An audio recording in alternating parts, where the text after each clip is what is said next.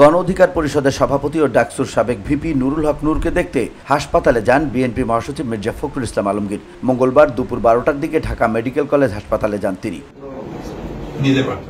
এ সময় বিএনপি মহাসচিব ভিপি নূরের স্বাস্থ্যের খোঁজ খবর নেন। নূর যাতে দ্রুত সুস্থ হয়ে উঠতে পারেন সেজন্য তার চিকিৎসার বিষয়ে সার্বিক ব্যবস্থা গ্রহণের জন্য চিকিৎসকদের অনুরোধ জানান মির্জা ফখরুল।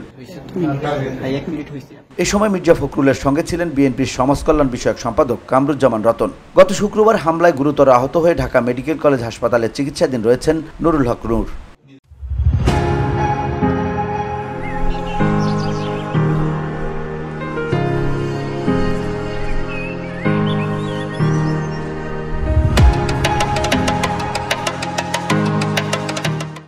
এদিকে ভিপি নূরকে দেখতে যাওয়ার আগে কাকরাইলে ইসলামী ব্যাংক হাসপাতালে চিকিৎসাধীন জাতীয়তাবাদী সমমনা জোটভুক্ত জাকপার সভাপতি খন্দকার লুৎফর রহমানকে দেখতে যান মির্জা ফখরুল ইসলাম আলমগীর। সোমবার রাতে বিজয়নগরে সন্ত্রাসী হামলায় গুরুতর আহত হন খন্দকার লুৎফর রহমান। কয়েকজন দুষ্কৃতিকারী তাকে এলোপাতাড়ি কুপিয়ে মারাত্মক জখম করে।